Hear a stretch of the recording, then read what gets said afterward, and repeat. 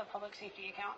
That's correct. So the only reason we have to do it this way is because per the resolution, it clearly states that those have to be separated out. So that's really why we have to do this. It creates double the work. It's a financial nightmare in accounting, but because of the resolution, that's how it has to be broken out. And it's a pain in, it's just a pain. And I know where it is. It's just a pain.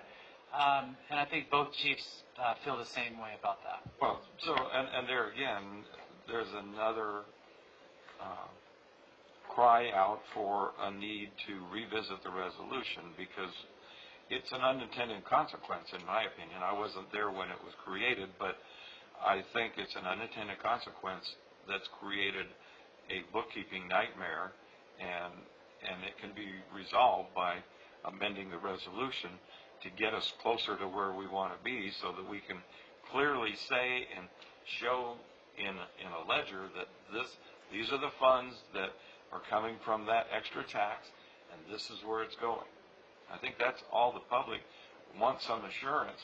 I think they're astute enough to realize that we're in a unique situation and we can't always recruit the way we would love to recruit, but I think they want to be able to see that their money is truly going for what they intended it to go for. So if there's a way that we can come back and revisit 4703, I'm all for that. We could, maybe on a future agenda item, maybe on our strategic planning, I don't want to hold up our budget today, but Exactly. It's many things that we need to do. the chief's input about what a realistic future. Have them come up with a plan for today, right? And I think we've kind of dabbled in that for a few years. It looks like we aren't being transparent, and that's the travesty of it all. Huh? But how realistic is that projected Measure U $10,305,000 with regards to where we are today and where we may anticipate for the fall? I mean, it always seems like we've got. I mean, since Measure U is determined by the sales tax or by the revenue that comes in, sales tax, and it seems like we always have about a $10 million projected revenue. How do we see that today, having experienced what we're experiencing now and what we may anticipate experiencing in the fall? So in the financial model, we actually presented Measure U revenues to be at around $11.5 million, 11.3 for the fiscal year 2020-2021. So that's a $1 million decrease that we projected based on our revenue consultants and what we have seen year to date. And so we're confident in that. But again, it goes back to that concept of the council being involved with reviewing the budget, the year-to-date actuals, as to whether that number needs to be refined, adjusted, or changed moving forward. So we're confident in that. But again, that's subject to what we actually receive. So we've got to be flexible on what that looks like moving forward. Yeah, it's interesting. You look at, the intent of everything and how desperately hard public safety tried to recruit, get those boots on the ground, and how difficult it was for a number of reasons. Mainly everybody else was recruiting for the same thing, several departments, and even through all the effort, it resulted in so few, which wasn't the fault of anyone, per se. But you look at the budget back in 2016 for public safety, and you look at the budget today, and several $1 million later, so Measure U, which even though the resolution wasn't very user-friendly then, look at what it is today based on those numbers. So when even looking down at a couple years after Measure U was enacted, it was apparent that it was unsustainable, even with the budget those budgets then.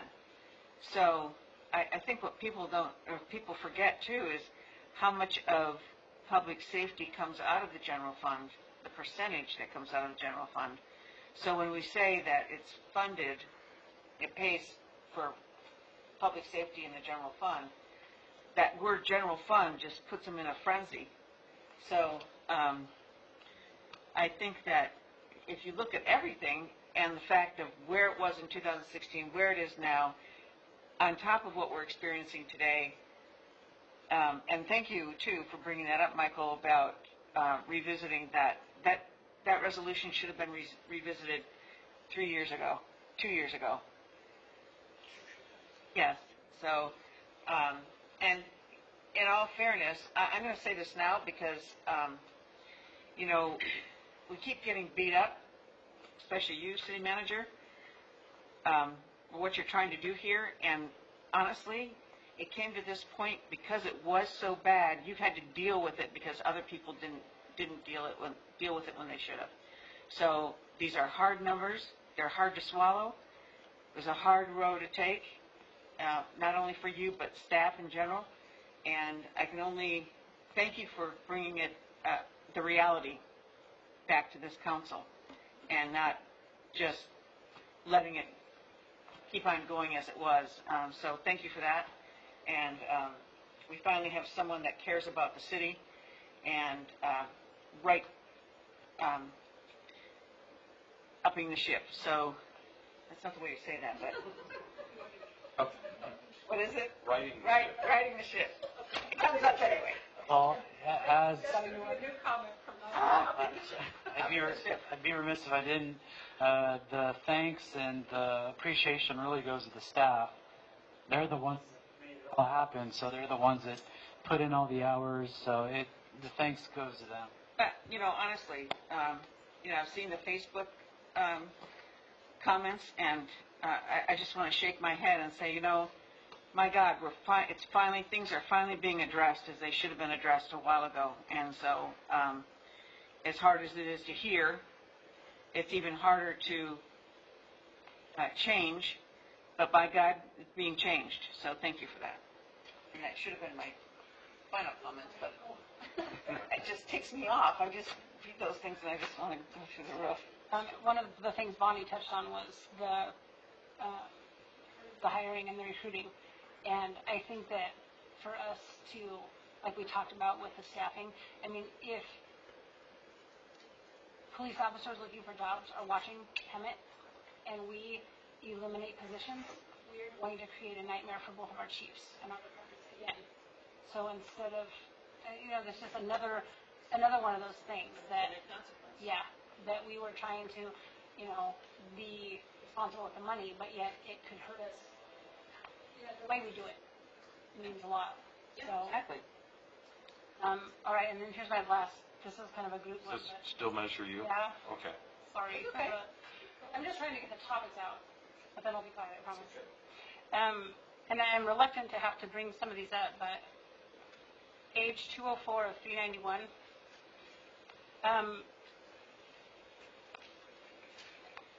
You guys, I think maybe the mayor, maybe you, Bonnie, talked about the information that we got in 2016, and maybe it wasn't right? And you guys think I'm just a big pain in your rear ends because I'm constantly on things, but this is going to explain to you the sarcasm, the frustration that I have. This document on page 204 has $281,900 missing out of one line, $20,000 missing out of another, $66,000 missing out of another, $17,000 out of another. And this is just one page. But all of our mid-year adjustments are not in these numbers.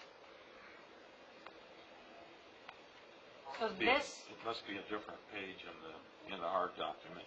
176, the center number?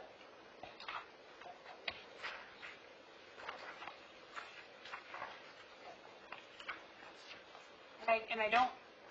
This is on fire measure U.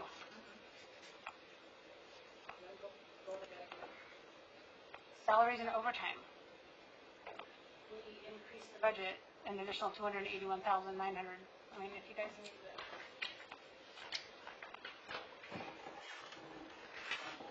I'm not trying to be a jerk, but you'll have to bear with my frustrations when I don't trust everything that comes out, because whether it was 2016 or now, that's a copy from our February packet. You need to, all of those are missing out of the entire budget, and I didn't catch it the last meeting. So I think there's a key, The other thing. yeah, there's a key term that I think needs to be probably included in the final document, and it's probably the amended budget versus the council approved. So the council approved is what you approved on June 24th, 2020, but during the year there are mid-year adjustments, there are amendments that happened, and so that column really needs to say 2020 council amendments to amended 2020. Usually they have our Yes, measures. and so we'll do that on the final budget to make sure that all of the amended budget numbers are included there. We can do that. That would be good. Actually, Bonnie and I talked about that after one of the last things, and we said, wait a minute, those numbers aren't right, because there was an amendment that was made that was not reflected in it. So you're talking about adding an additional column. You have the council approved and So what we council amended? we would just probably have just 2020 council amended, and that would show all of the amendments that happened throughout the year, and that's the more accurate picture of what the final budget was like in fiscal year 1920. I think that's what you're referencing. Yes. When the report is generated out of our financial software, we can select what we want it to represent. So to put in the amended budget, I have to tell it to take the council approved and all the amendments into account and list them as one column. So it won't add another column, it just changes the numbers to reflect the amended budget. It also updates the column header to say council amended versus council approved. Correct. This is why I have frustration and heartburn, and you guys think I'm a pain in the rear end, because I shouldn't be fighting this. Well, it's these numbers are correct, but it's in the council approved document at the beginning of the year. That's correct, but we're expected to approve this. And this isn't how it's usually presented to us. It's usually everything, because today, the council approved budget is the budget that we have amended all year long. Correct, but I think what we're saying is we didn't include the amendments to it, so if we would have included the amendments, we would have titled it differently.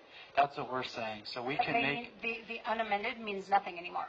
So I think it was just overlooked, and we need to leave it at that. Yeah, we can fix it. That column will change to say 2020 council amended, though. That's the only thing that I'm stating. And I think that's an accurate point, because we amended it one way, but it could be amended in the reverse too. So I think having the actual figure that we're dealing with, I think that's important. That's a good catch. And I know you're using the word amended, but once the council approves it, it's now the council approved budget. Exactly what Carly's saying. Whether it's amended from the original budget or not. It's a term that's utilized in the government and the finance world. That's what I'm getting at. I'm not saying that anybody is wrong. All I'm saying is for those that are on the inside, that's what we refer to it as. So we don't print out a new budget document every time the budget is amended. You still have that old one. But I get the point. Got it. We'll fix it. You'll see it in the final budget.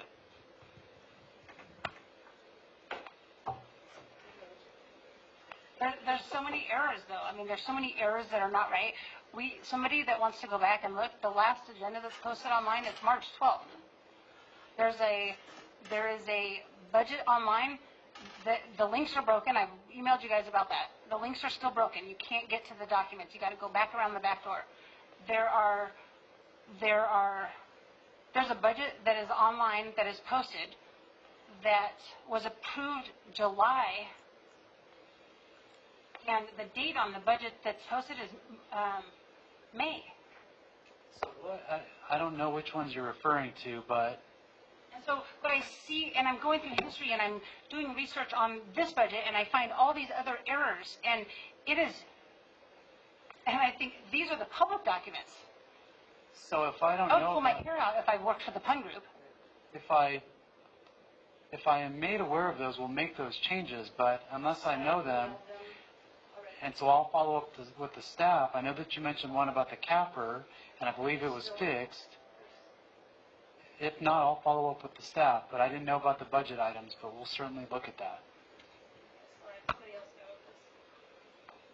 Okay, before we move off of the Measure U discussions, I want to give both chiefs an opportunity, not required to come say anything, but if there's anything that you wanted to share or touch on relative to the Measure U, welcome to.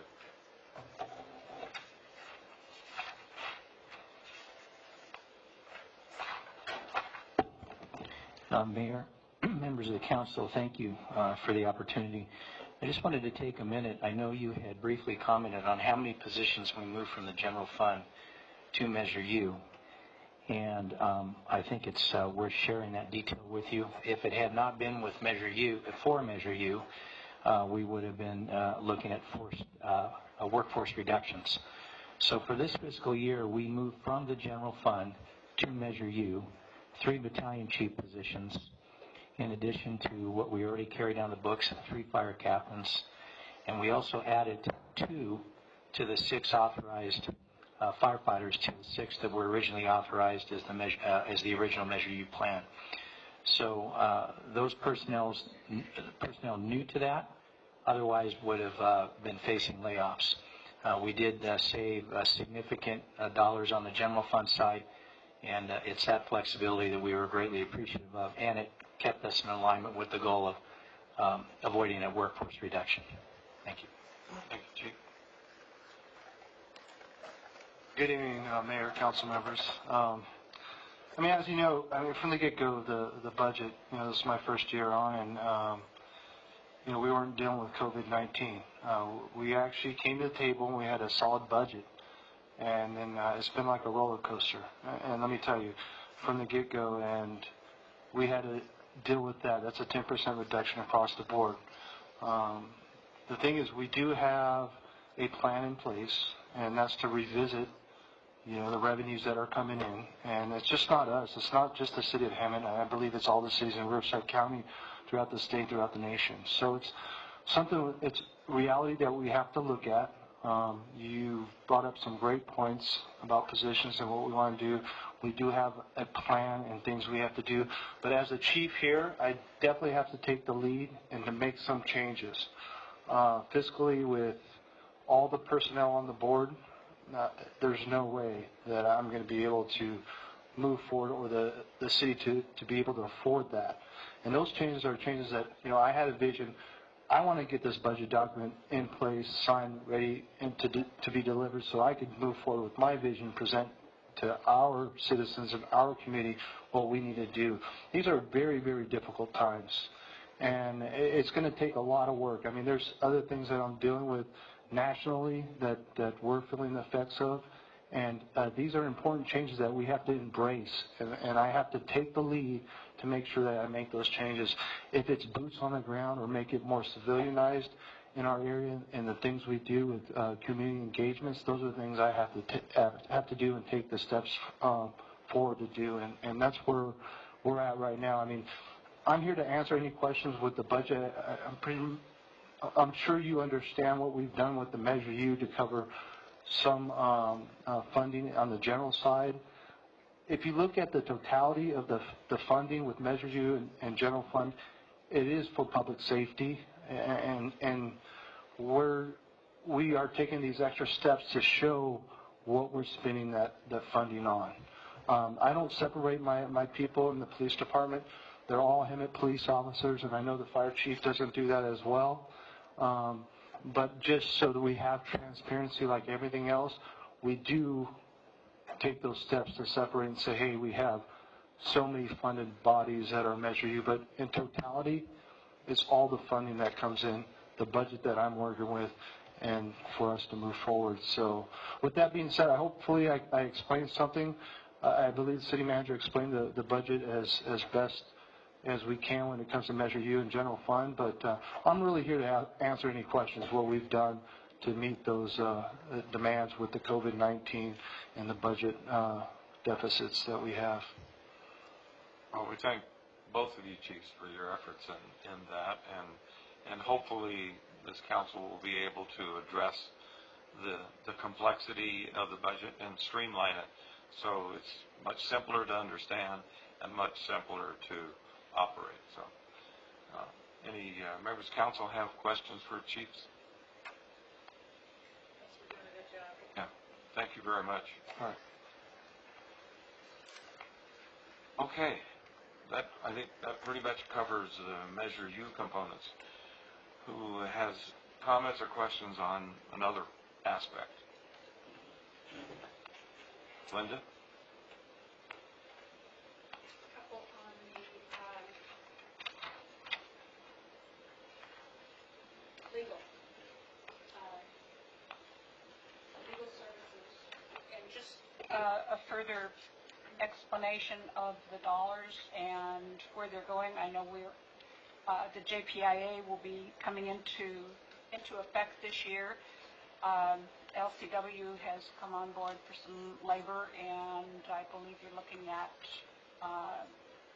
Dupier and Rosenfeld and somebody else for code enforcement. Can you explain how that's all going to come together and where we stand on getting these contracts issued?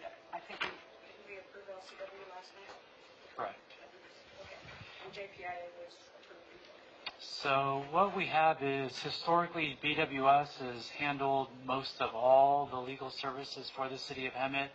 That's litigation, that's personnel and labor support, that's obviously the retainer, that's all the components associated with the legal support. Based on council direction earlier this year, and I should rewind, during this budget process we asked for an estimate of the upcoming fiscal year based on the number of lawsuits that have been filed, based on actual expenditures, based on what they estimate to be for the upcoming fiscal year for personnel and labor, for obviously the retainers of set costs, litigation, all those other expenses, that code enforcement, all those other things that are above and beyond that are covered under the special services side of it. So at the beginning of this budget cycle, we asked BWS to provide that estimate. And we get that estimate. Their estimate includes a breakout of code enforcement support, personnel and labor support, litigation, all of the different components that BWS historically does. So the money for, let's say, personnel and labor support is approved in that dollar amount allocation that's included.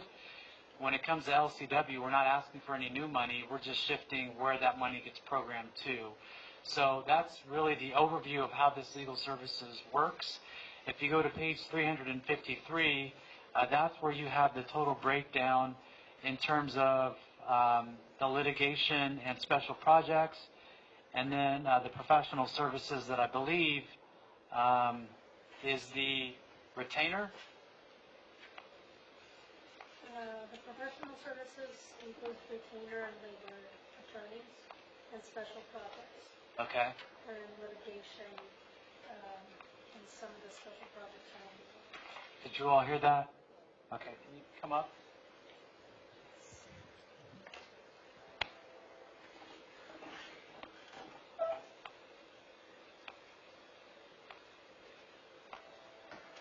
So legal services is separated into two line items. One is professional or specialized services, and the other is litigation or special projects. Under professional services, we have the retainer and reimbursable fees, and we also have the labor attorneys. So reimbursable fees would be anything like when there's a need for attorneys to weigh in on a project that's coming into the city, that's going through the planning stages of approval or plan check. There are fees involved, and that's where they're budgeted. Even though they're reimbursed by the developer, we have to have authorization to spend the money, and so it's embedded in that. And litigation is listed under the second line item for $850,000, and that would be through the JPIA.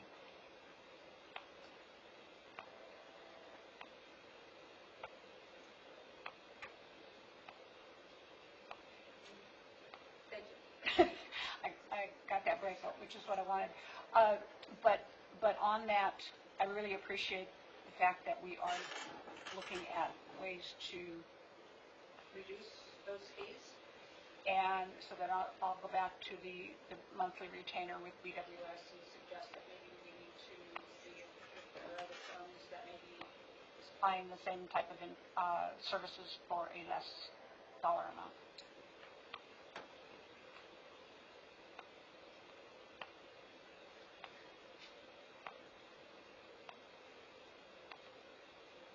Is that it, Linda?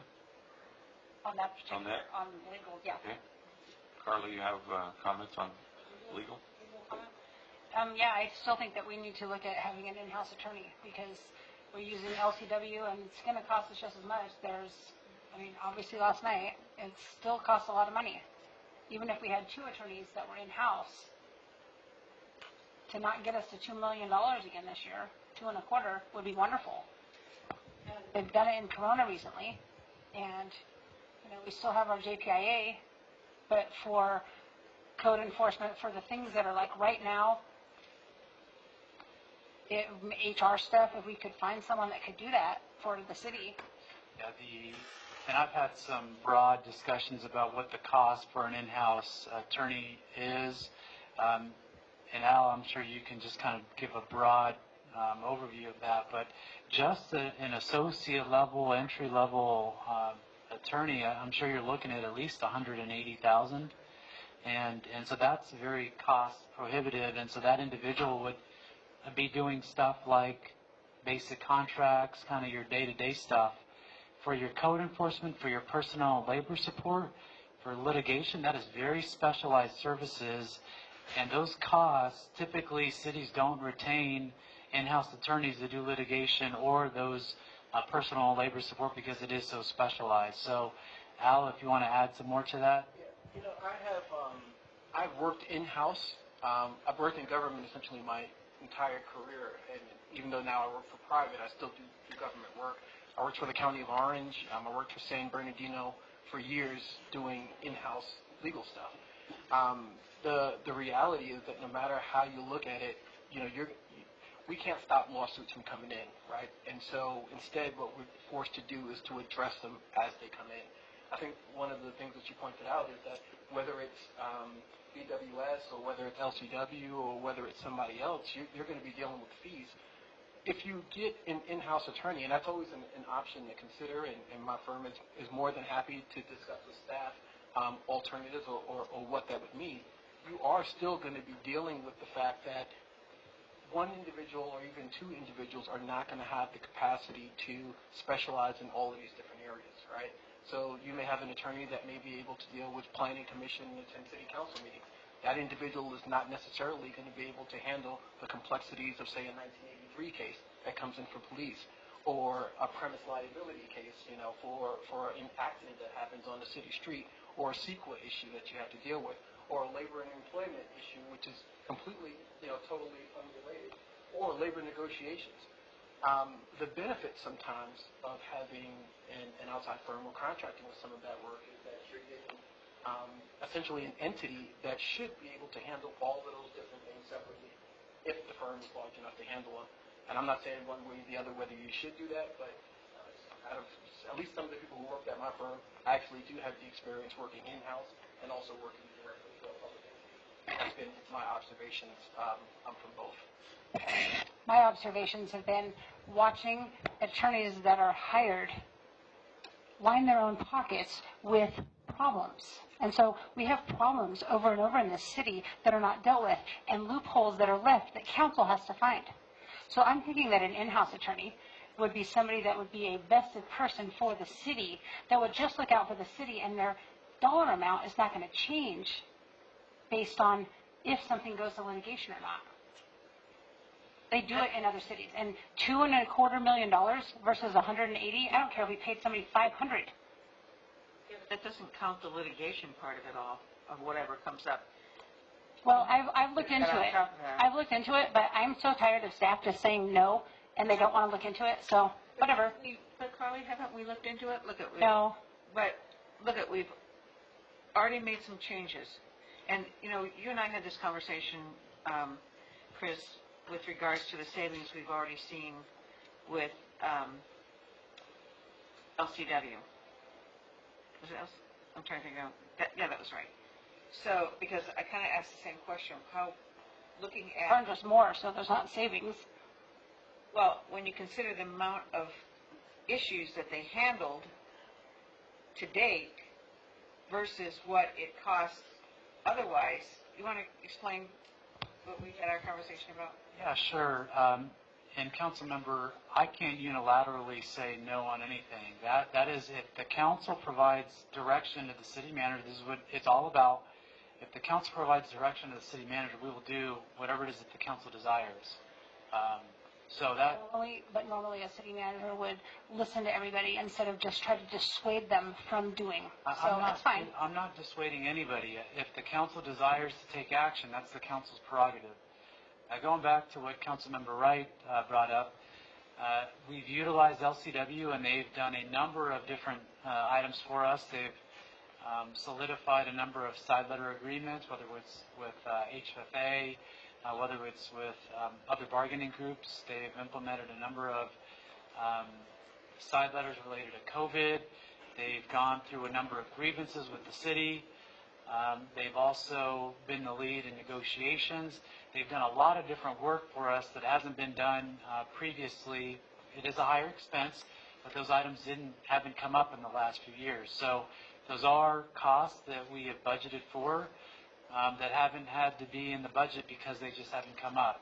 As these MOUs with different bargaining groups expire, you should anticipate higher costs associated with that. But yes, we have been able to structure a number of different administrative policies, directives that have all been vetted, developed by LCW. They've taken the lead in negotiations. They've dealt with a number of grievances. So yes, I think they've been largely successful in their time here with the city of Emmett. So that along with the JPIA,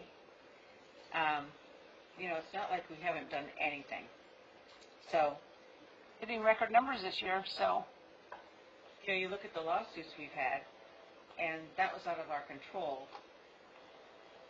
to the extent, when you're looking at that huge lawsuit we had, that comes with a large price on top of what the suit actually costs. So, and unfortunately, that was one that we shouldn't even been in. So it's things like that that throw things totally out of whack. And I'm not saying you're wrong by any means, but I think that we've taken some steps in order to try and fill the needs that we have in the best possible way. And is it perfect yet? Probably not, but we're trying.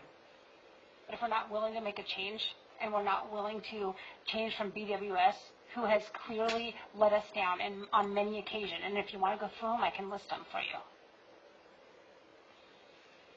But they have let us down, and they have cost us money, and they've cost us pain and heartache in the city, and a median down Florida Avenue, because something wasn't filed in a timely manner. That cost the entire city, but we just keep rehiring them. My suggestion on this was that we actually look, and that needs council approval.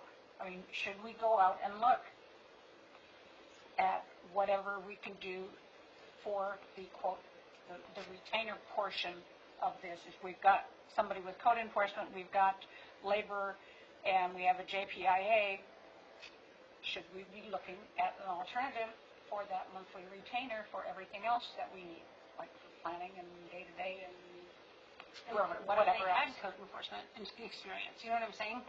Like, if there were two, what if there were two? It could be any option. It's not like we have to walk into something, but there are many cities that do it that are saving money. They're not spending what we spend, and they're bigger than we are.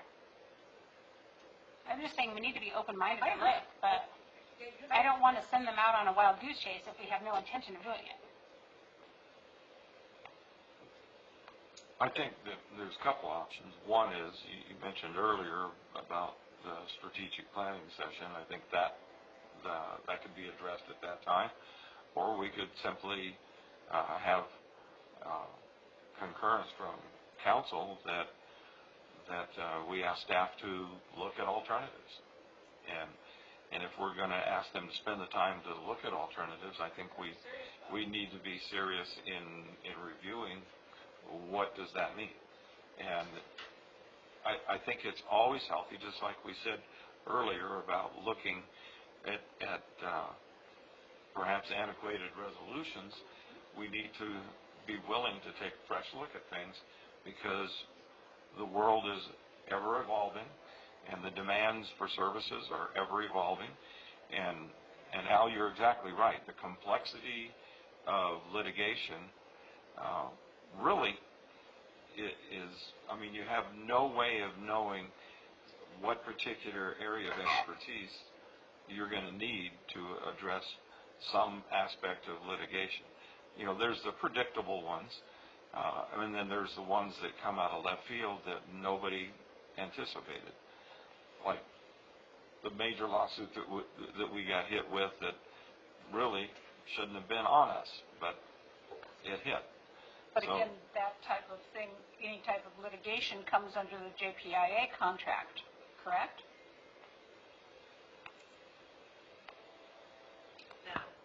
So the city would still be liable for the costs associated with that. The city would just need to pick from the authorized attorneys that are Right. on the JPIA approved list. Exactly. So there would still be an expense. Yes.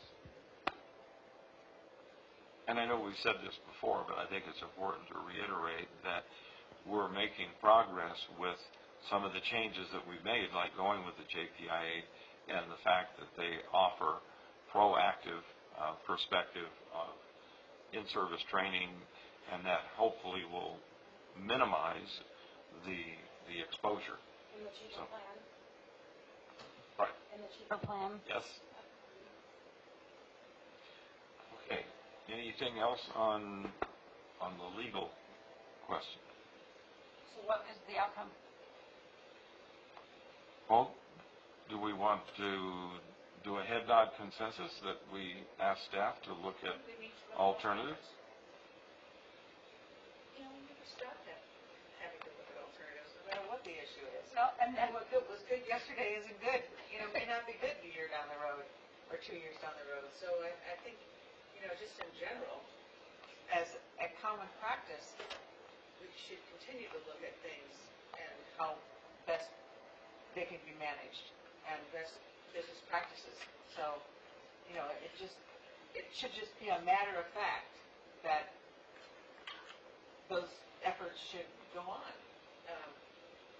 a number of levels for a number of different things. So, you know, and I think that, you know, this has been a challenging couple years, and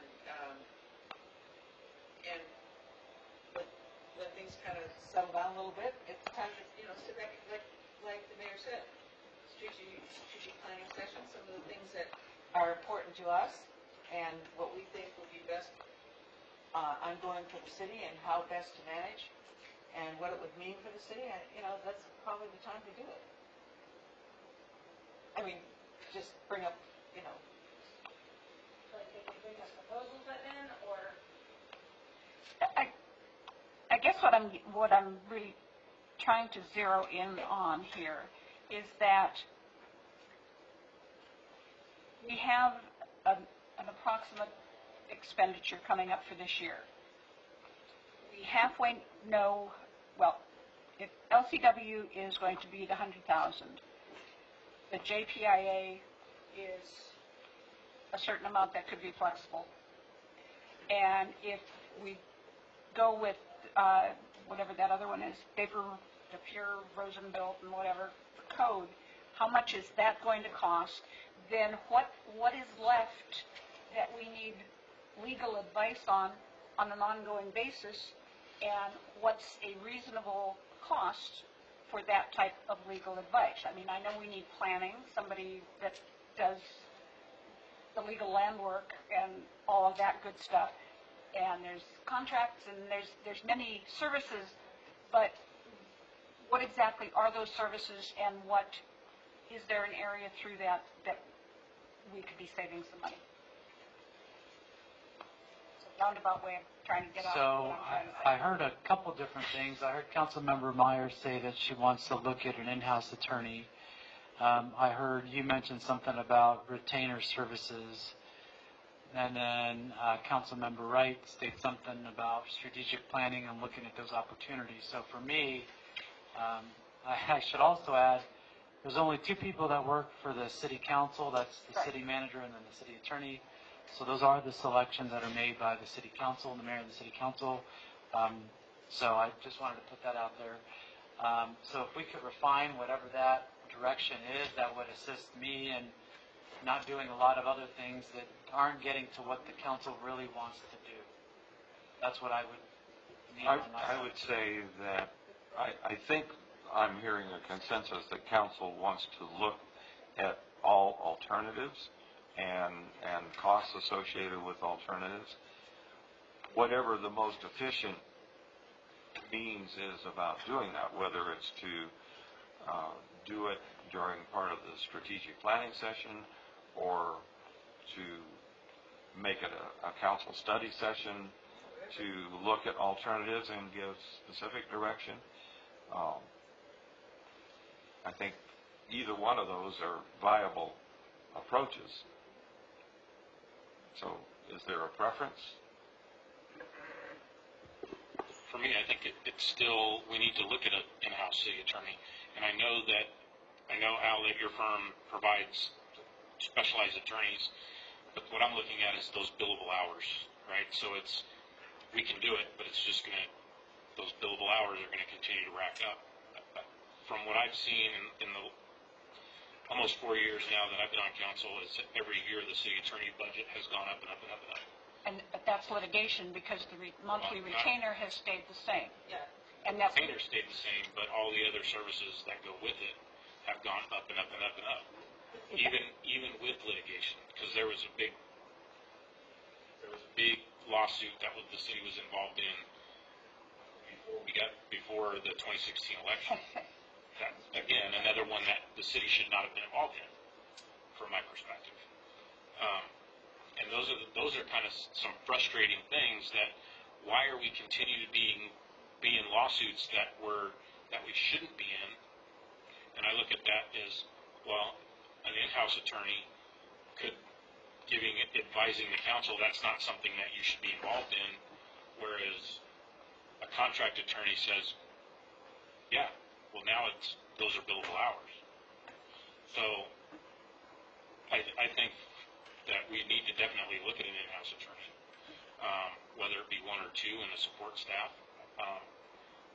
But I look at other cities that have far less city attorney costs. Marietta, for one. they like to hide where they put their fees because they're bigger than what they look like on their financial page. Well, it's still the size of Hemet. We shouldn't be paying over $2 million. Well, you make a good point, but I mean, you don't choose which lawsuits you get sued about. Well, and I'll go back. Out of our control. I'll go back to the comments that I've made at many council meetings. People stop suing the city of Hemet. Well, they don't, because they think we have deep pockets. But you're right in that. I think the process going forward, we have to determine what services we need that we aren't already contracting for, and then, I mean, at least then we've got something to go on.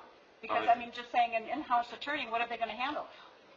So I think that brings something we're already paid for. it back to the question that I'm posing is, which way would you like to approach it? Would you like to make it part of the strategic planning session or a special study session on options? I mean, what's your preference? What's easiest for you, Chris? Or which way would you prefer? I'm open to whatever the council prefers. I think, but I really am. There's some things that probably we can start looking at in terms of an analysis of if the desire is to have an in-house city attorney. We can probably be more realistic as to what those types of items would be. So we would probably categorize things such as contracts, those types of things. I wouldn't necessarily, I don't think, without doing the analysis, that we would necessarily have a litigator that's defending police lawsuits that we would be able to have in-house. I think that's just far too specialized. So we could do some of that work on the front side if the council wants that, to say these are the areas that may make some sense for us to look at, and we can start there if the council desires that. I think that would be very helpful if you took a look at what are the kinds of issues. Obviously, there's contract review, might even be some code enforcement, some of the routine issues that we deal with all the time that require legal review. And I think that would be a good place to start, where you put together a list of those things, and then we'd have some idea of what we would be looking for in the skill set. And it would depend on who applied, right? This guy might have these skill sets, and this might be that. So we would have our matrix laid out, and we would say, if we hired this team, it would cover these columns. If we hired that team, it would cover those columns, and we would have to weigh it out, because it's not like we can pick the specialties that would apply, right? I think that would be a good foundation, because otherwise we're just kind of, we just flop around out there. And so I think having a focus, let's identify the routine. Perhaps a work study would be better. And to touch on Chris's point, when we need a specialized attorney, that's what the JPIA is for, because those are the things that are going to have a higher possibility of utilizing our insurance carrier, and that's what they're for. To get, a lawsuit that has to do with use of force or something, that's going to be something that's going to be very specialized. We're going to be in consultation with our attorney, or with our insurance company as well. An in-house attorney is going to be more a general law that deals with municipal code violations with code enforcement, or municipal code violations that the PD cites people for, or the contracts, the day-to-day operational stuff that the departments are dealing with. The specialized stuff is going to be handled at a different level. Like Coronas does, like a lighter, they have a level that they, he only goes to this much of certain kinds of litigation, right? And then recommends or passes the baton at some point. So it's not like we would have to reinvent the wheel. We could look at different cities and what their layouts are, so. It used to be the norm. The cities had their in-house attorneys, and more and more cities got away from it for a reason. And, our city used to have an in-house attorney. So, but like I said, more and more cities don't have these days, and Going back, so that's kind of what's going on. Well, it's good to look at. Well, I think we have enough direction for staff to get us started on that, and I would agree with Bonnie. I think a study session would be the first way to approach it. Let staff do some research and set up a study session in the future so that we can look at costs and alternatives. So this is what I've got on my side. I want to make sure that I cover everything that the council would like.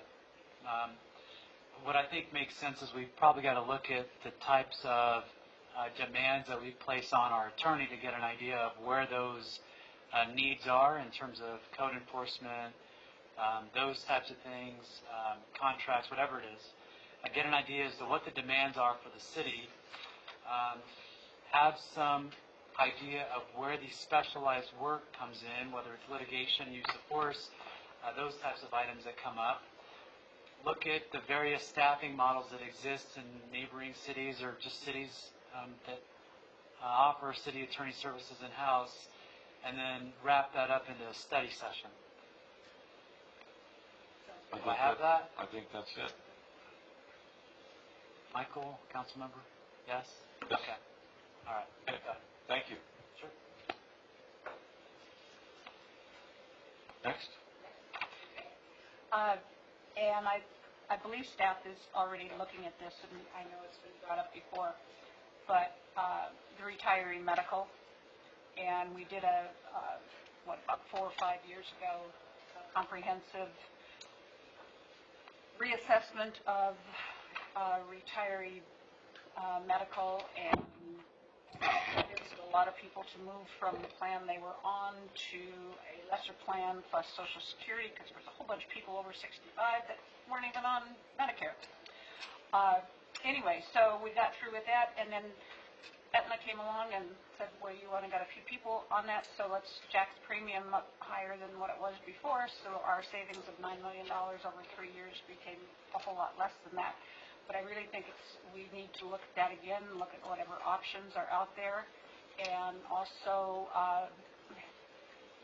see how is our OPEB trust coming along? I know the market went down today considerably again. But, I mean, we set that OPEB trust up a while back to help compensate for retiree medical, and need to know whether or not it's actually doing what it's supposed to be doing. So we've had some preliminary conversations about the retiree medical health. I do have some items that I will be bringing forward in the future in closed session about that. So I do have a white paper that we can provide to the council by the next council meeting. I hope that we are looking at different vendors instead of using the same person every time. 20 years plus, people get a comfort level that they're comfortable not giving us deals. Going out for bid, always a good thing. Competitive bidding. This was before your time, but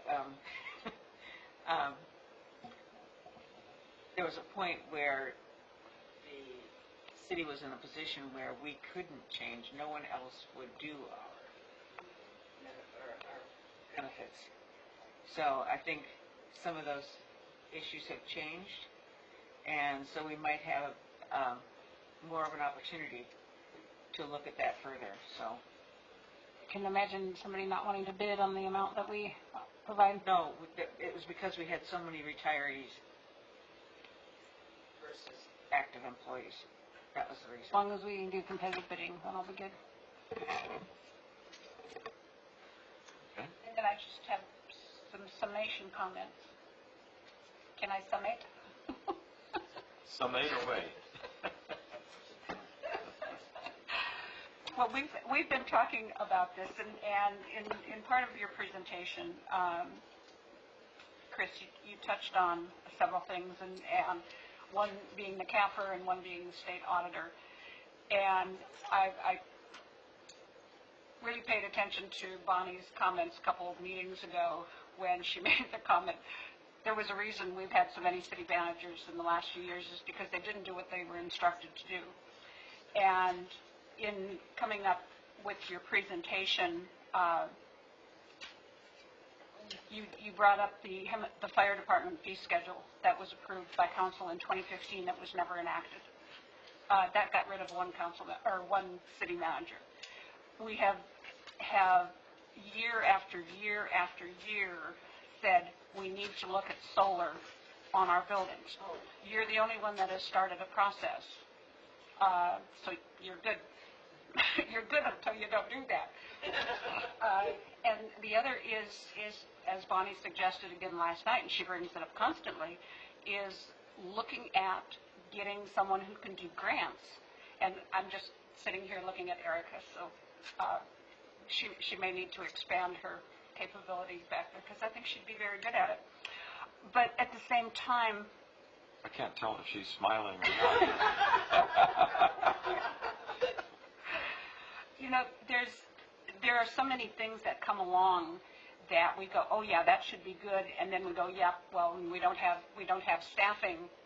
You can only ask staff to work 24 hours a day. You can't ask them to do any more than that. And I think most of our people do, and I know you're down here burning the midnight oil a whole lot. But another concern is in the Public Works Department. I am totally in favor of having engineering and Public Works melded together, and it had been that way up until 2010. My first council meeting, Mike Gow, who had been Public Works and city engineer, went over to Lake Hemet and at that point, things split. Getting that back together, I think, is a major accomplishment and some area that we need to go to. But at the same time, cutting staff in those areas, especially in parks and streets, it's almost a catch-22. The fiscal situation that we find ourselves in, I drilled in on, cutting back on watering the parks, cutting back on cutting the grass in the parks, trash in the streets, and I would say our Rotary Club, we pick up trash on Florida Avenue. We've got a contract with Caltrans, except they told us we can't do it because of COVID-19, but if you see us out there, you didn't see us. But it's things like that the community is more than willing to step up and adopt. There are service organizations all over town, church organizations that would dearly love to contribute to doing this on a constant basis. And I understand when you get into that and you have union pushback, our employees could be doing that, you're eliminating my job. But there comes a time when reality has to set in, and I think this is the first budget I think that I've been on since I've been on council where reality is setting in, and you've done a great job. I sent you an email to that effect that this is, thank you. I mean, these are things that have to be done, and it's all been pushed down the road. So I don't know where I really want to go with that, except that the community is willing and ready and able to step up and help clean up the community, because as every employee that we have here is here not for the money, because believe me, every employee we have could go someplace else and make more money. They're here because they're dedicated to our community. They're here because they want to raise their families here. They're here for the betterment of everything. And we need to take advantage of that. We need to say, we need your help. As a city, we know we have a financial constraint. If you set up a program, or if you're willing to adopt a park, adopt a park. There you go. I mean, these are things that I think And it engages the community. it does, and it's just so necessary.